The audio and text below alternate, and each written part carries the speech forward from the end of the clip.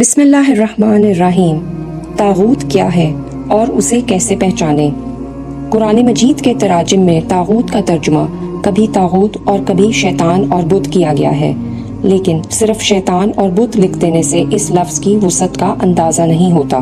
طاغوت طغیان سے ہے جس کے معنی ہے سرکشی۔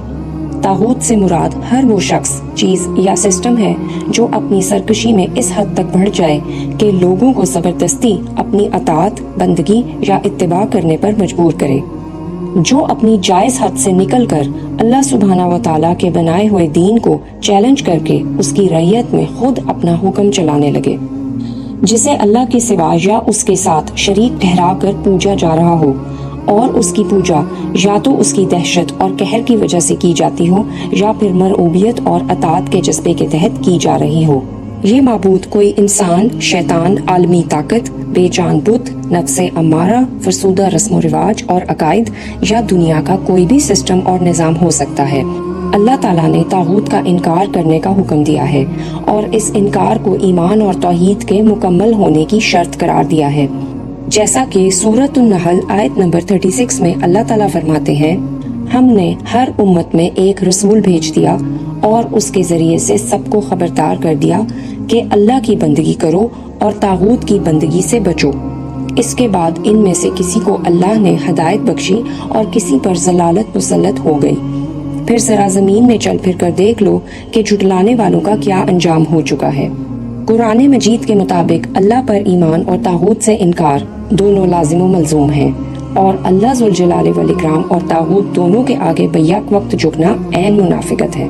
ہر قوم اور ہر شخص کا طاغوت وہ ہے جسے انسان اس کی اصل حیثیت سے زیادہ درجہ دے کر اس کی بات کو اتنی اہمیت دینے لگے جتنی اہمیت صرف اللہ اور اس کے رسول صلی اللہ علیہ وسلم کا حق ہے۔ قرآن اور سنت کی تعلیمات کو چھوڑ کر طاغوت کے سیٹ کیے ہوئے سٹینڈرڈز پر زندگی گزارنے لگے، اللہ کی طرف سے عطا کردہ احکامات کو پس پشت ڈال کر غیر اللہ کی خوشنودی کرنے لگے، یا پھر اللہ کے سوا یا اس سے بڑھ کر اس سے عقیدت رکھے۔ سورۃ البقرہ آیت نمبر 256 اور 257 میں اللہ تعالیٰ فرماتے ہیں، دین کے معاملے میں کوئی زور زبردستی نہیں ہے، صحیح بات غلط خیالات سے الگ چھانٹ کر رکھ دی گئی ہے۔ اب جو کوئی طاغوت کا انکار کر کے اللہ پر ایمان لے آئے، اس نے ایک ایسا مضبوط سہارا تھام لیا جو کبھی ٹوٹنے والا نہیں، اور اللہ سب کچھ سننے اور جاننے والا ہے۔ جو لوگ ایمان لاتے ہیں ان کا حامی و مددگار اللہ ہے، اور وہ ان کو تاریکیوں سے روشنی میں نکال لاتا ہے، اور جو لوگ کفر کی راہ اختیار کرتے ہیں ان کے حامی و مددگار طاغوت ہیں، اور وہ انہیں روشنی سے تاریکیوں کی طرف کھینچ لے جاتے ہیں۔ یہ آگ میں جانے والے لوگ ہیں جہاں یہ ہمیشہ رہیں گے۔ جب ہم اللہ کے بنائے ہوئے سسٹم اور اس کے احکامات کو ماننے کے بجائے اپنے نفس، معاشرے، فرسودہ رسم و رواج، تہمات، کسی بھی شخص یا کسی بھی سسٹم کی پیروی کرتے ہیں تو ہم طاغوت کے پیروکار بن جاتے ہیں۔ پچھلی امتیں بھی اس گناہ کی مرتکب ہوئیں۔ بنی اسرائیل اور یہودیوں سے متعلق سورۃ النساء آیت نمبر 51 میں اللہ تعالیٰ فرماتے ہیں، کیا تم نے ان لوگوں کو نہیں دیکھا جنہیں کتاب کے علم میں سے کچھ حصہ دیا گیا ہے، اور ان کا حال یہ ہے کہ بتوں اور طاغوت کو مانتے ہیں، اور کافروں کے متعلق کہتے ہیں کہ ایمان لانے والوں سے تو یہی زیادہ صحیح راستے پر ہیں۔ طاغوت کا لفظ ہر اس اقتدار اور قانون کے لیے استعمال ہوتا ہے جو شریعت اسلامی سے ماخوذ نہ ہو۔ ہر حکم طاغوت ہے، اور ہر وہ کام طاغوت ہے جس کی پشت پر کوئی شرعی سند نہیں ہے۔ ہر وہ ظلم طاغوت ہے جو برحق نہ ہو۔ اللہ کی حاکمیت اور وحدانیت اور اس کے قانون سازی پر اعتراض کرنا طاغوت کی سب سے بڑی قسم ہے۔ طاغوت سے مراد وہ حاکم ہے جو قانون الہی کے سوا کسی دوسرے قانون کے مطابق فیصلہ کرتا ہو۔ اسی طرح ہر وہ نظام طاغوتی نظام ہے جو ذات باری تعالیٰ سے اخذ نہ کیا گیا ہو۔ وہ سیاسی نظام ہے جو شریعت پر مبنی نہ ہو، اور وہ نظام عدالت ہے جو نہ تو اللہ تعالیٰ کے اقتدار اعلیٰ کا تابع ہو اور نہ اللہ کی کتاب کو آخری سند مانتا ہو۔ اسی طرح ہر وہ عقیدہ، رسم و رواج اور عادات و اطوار جو اللہ بزرگ و برتر کی مرضی سے ٹکرائیں طاغوت ہیں۔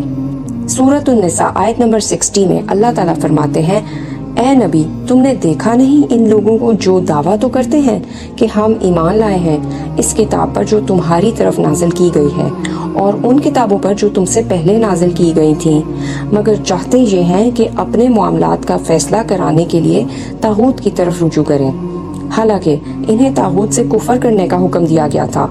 شیطان انہیں بھٹکا کر راہ راست سے بہت دور لے جانا چاہتا ہے۔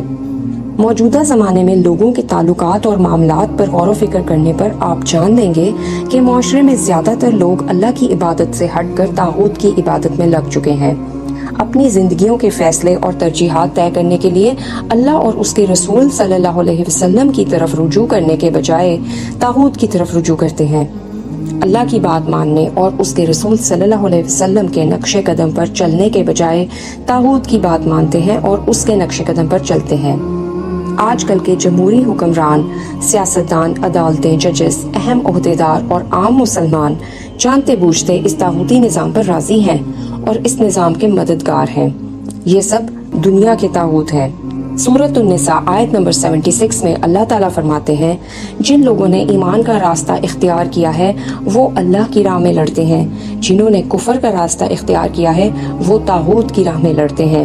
بس شیطان کے ساتھیوں سے لڑو اور یقین جانو کہ شیطان کی چالیں حقیقت میں نہایت کمزور ہیں۔ طاغوت وہ ہے جو زبردستی ہمارا آقا بننے کی کوشش کرے، خواہ وہ کوئی سسٹم ہو یا فرد۔ چونکہ شیطان بھی ازل سے یہی کوشش کر رہا ہے کہ نسل انسانی کو اللہ کی پیروی سے ہٹا کر اپنی پیروی پر مجبور کر دے، اس لیے وہ طاغوت کا سب سے بڑا مظہر ہے۔ طاغوت سے مراد دنیا کے تمام پوجے جانے والے بے جان بت اور وہ سونے کا بچڑا بھی ہے جسے سامری جادوگر نے اپنے ہاتھوں سے بنایا اور بنی اسرائیل اس کی عبادت کرنے لگے۔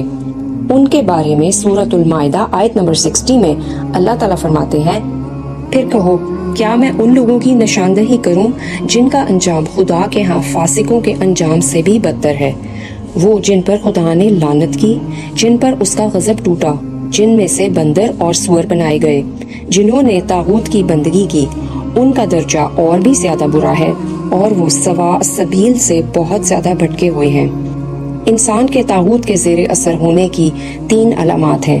ایک یہ کہ وہ اللہ بزرگ و برتر کے قانون کو چھوڑ کر اپنے نفس کی خواہشات کا غلام بن جائے۔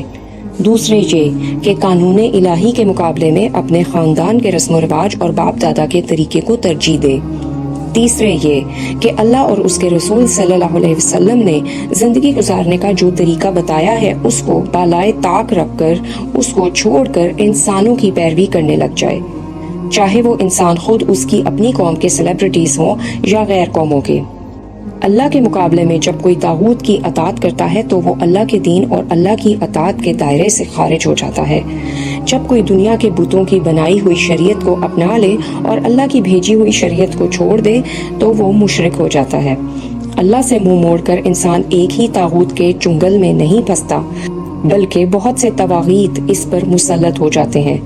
ایک طاغوت شیطان ہے جو اس کے سامنے نت نئی جھوٹی ترغیبات کا سبز باغ پیش کرتا ہے۔ دوسرا طاغوت آدمی کا اپنا نفس ہے جو اسے جذبات و خواہشات کا غلام بنا کر زندگی کے ٹیڑھے میڑھے راستوں میں گھسیٹے لیے پھرتا ہے۔ اور بے شمار طاغوت باہر کی دنیا میں پھیلے ہوئے ہیں، مثلاً برادری اور خاندان، ذات پات، رنگ نسل، عزیز و اقارب، قومیتیں، سوسائٹی یعنی معاشرہ، سیلیبریٹیز، عوامی رہنما اور لیڈرز، یہ سب اس کے لیے طاغوت ہی طاغوت ہوتے ہیں جن میں سے ہر ایک اسے اپنے مقاصد کے لیے استعمال کرتا ہے، اور بے شمار آقاؤں کا یہ غلام ساری عمر اسی چکر میں پھنسا رہتا ہے کہ کس آقا کو خوش کرے اور کس کی ناراضگی سے بچے۔ ہمارے لیے سوچنے کا مقام ہے، جنہیں طاغوت کا پتہ تک نہ ہو وہ اس سے اجتناب کیسے کریں گے؟ راہ راست پر صرف وہی شخص ہے جو طاغوت کی ان تمام شکلوں اور صورتوں کو پہچان لے اور صرف اللہ وحدہ لا شریک لہ پر ایمان لائے اور دین اسلام کی یکسو ہو کر پیروی کرے۔ سورۃ الزمر آیت نمبر 17 اور 18 میں اللہ تعالیٰ فرماتے ہیں، اور جن لوگوں نے طاغوت کی پوجا سے اجتناب کیا اور اللہ کی طرف رجوع کر لیا ان کے لیے خوشخبری ہے۔ بس اے نبی صلی اللہ علیہ وسلم انہیں خوشخبری دے دو، میرے ان بندوں کو جو بات کو غور سے سنتے ہیں اور اس کے بہترین پہلو کی پیروی کرتے ہیں۔ یہ وہ لوگ ہیں جن کو اللہ نے ہدایت بخشی ہے اور یہی دانشمند ہیں۔ ہم سب جانے انجانے میں اپنی زندگی کے کسی معاملے میں یا اپنی زندگی کے کسی حصے میں طاغوت کی پیروی کر چکے ہیں یا کر رہے ہیں۔ اس میسج کو زیادہ سے زیادہ لوگوں کے ساتھ شیئر کریں تاکہ یہ آگہی عام ہو اور ہم سب اجتماعی طور پر طاغوت کو پہچان کر اس کی عبادت سے پرہیز کریں۔